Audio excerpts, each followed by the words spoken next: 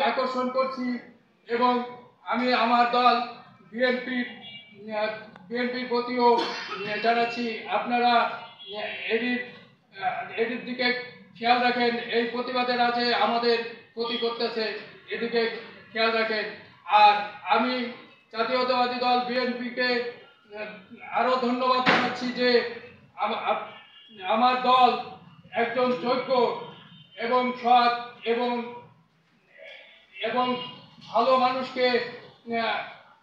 ভালো মানুষকে তারা মনোনয়ন দিয়েছে, যা মুকসুদপুর গোপালগঞ্জ মুকসুদপুর কাশিয়ানী গোপালগঞ্জ 1 আসনের জনগণ সর্বসময় এই অপেক্ষায় ছিল।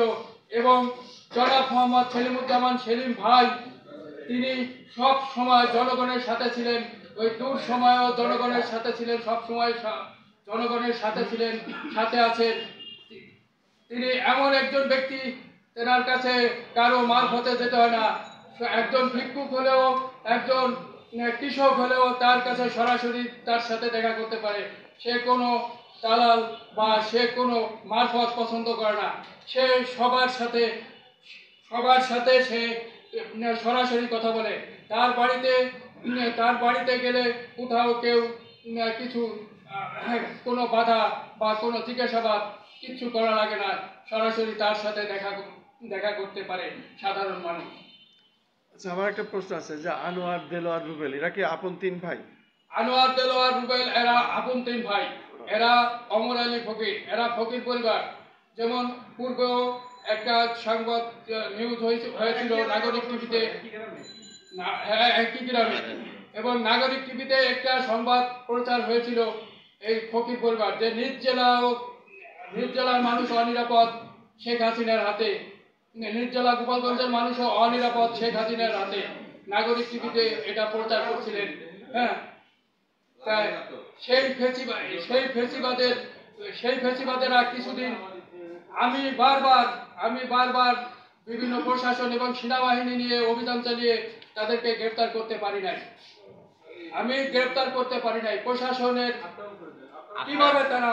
আপনার মূল বিষয়টা হয়েছে যে যাদের বিরুদ্ধে আপনি অভিযোগ করছেন তারা আসলে কোন ধরনের অপরাধী? তারা কি মানুষের শুধু মারে ফিরায়, মানুষের চুরি ছিনতাই করে বা জায়গা জমি দখল করে? কোন ধরনের অপরাধে তারা অপরাধী? তারা জায়গা জমি দখল করে এলাকার আপনার সহ অন্যদের জায়গা জমি দখল করে। আমি ছাড়া প্রায় 2000 পরিবার। তো আজকের যে সংবাদ সম্মেলন, সেই সংবাদ সম্মেলনে আপনি একা কেন? আপনার সেই 2000 পরিবারের সাথে 2-4 জনকে নিয়ে আসতে পারতেন না? আমার সাথে যারা ক্ষতিগ্রস্ত পরিবার, তারা একেবারে নিম্ন, তাদের এই পরিস্থিতিও নেই যে তারা এই ঢাকায় ভাড়া দিয়ে আসবে। আমার সাথে কোনো অর্থবান, কোনো শক্তিবান, কোনো মাতবার, কোনো চেয়ারম্যান মেম্বার আমার সাথে নাই।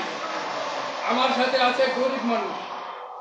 এই ভুক্তভোগী যারা শিকার, তাদের ঢাকার শহরে আসতে যে বাড়ি ভাড়াটা দরকার, তাদের পেট চলে না কাজ না করলে, দিন আনে দিন খায় এই পরিবার। আর তাদের যা কিছু ছিল সর্বস্ব কেড়ে নিয়েছে এই আনোয়ার, দেলোয়ার এবং রুবেল।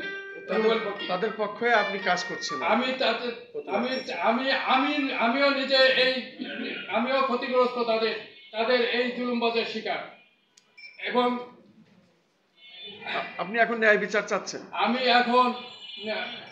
আমি এখন প্রশাসন এবং আইনের কাছে এবং প্রধান উপদেষ্টার কাছে এবং স্বরাষ্ট্র উপদেষ্টা এবং আইন উপদেষ্টার দৃষ্টি আকর্ষণ করে বলছি, মাননীয় স্বরাষ্ট্র উপদেষ্টা, মাননীয় আইন উপদেষ্টা,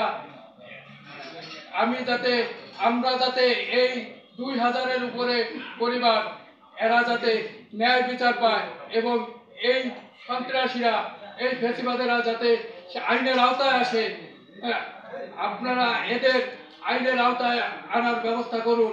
আমি এই বলেই আজকে শেষ করছি। ঠিক আছে, ধন্যবাদ। কোনো প্রশ্ন আছে কারো?